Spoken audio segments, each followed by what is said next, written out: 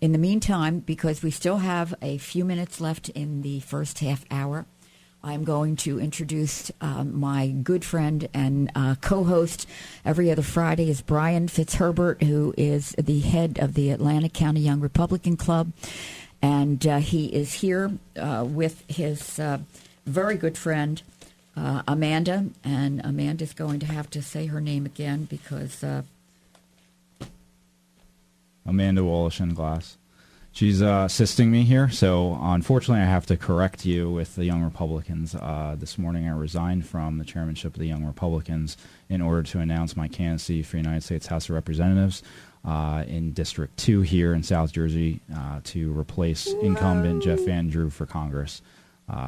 There's a lot of things going on, and obviously we need to make sure that there's representation for South Jersey again, as well as that there's support for President Trump. Wow. Wow. How exciting is that?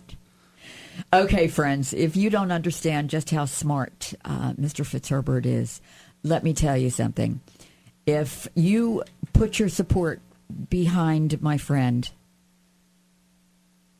you will never be sorry, because I have spoken to Brian on air and off the air, and he is a patriot. And you think to yourself, well, he's very young. He's 30 years old. Yeah, he's very young. And I've probably never met anyone quite so patriotic at his young, tender age. And someone who is as smart as he is. And someone who knows government as well as he does. And someone, in fact, who works to keep our country secure in the job that he has in... he's an engineer, and he has to do with all these weapons that we produce in order to protect ourselves and our allies. Yeah, I've had a very blessed career thus far, nearly 10 years in the defense and aerospace industry. Started out as an analyst, shifted to the engineering ranks, had different engineering roles before I became a supervisor, then a manager, and then in executive ranks now where I'm responsible for profit and loss, P&L, on multi-million-dollar programs. Basically worked from, as we've talked about, all different types of products, from helicopters to jets to area attack weapons, i.e. bombs, drones, ground control stations, electronic warfare simulators and testers, to surface vehicles and electronic systems integration to support not just the Navy, the Army, but the Air Force as well for our warfighters in theater, and managing up and down the supply chain and making sure that not only the company's making money, but we're good stewards of taxpayer money.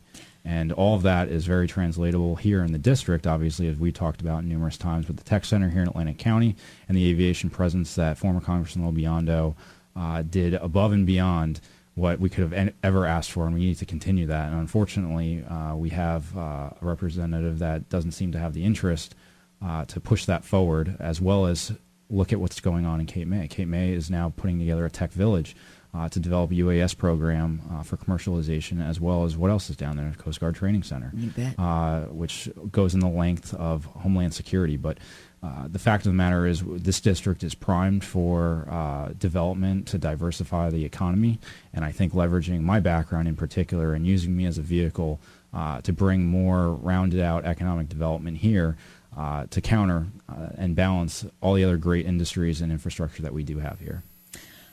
Well, all I can say is, as hopefully one of your constituents in the next year or so, that I want you in Congress.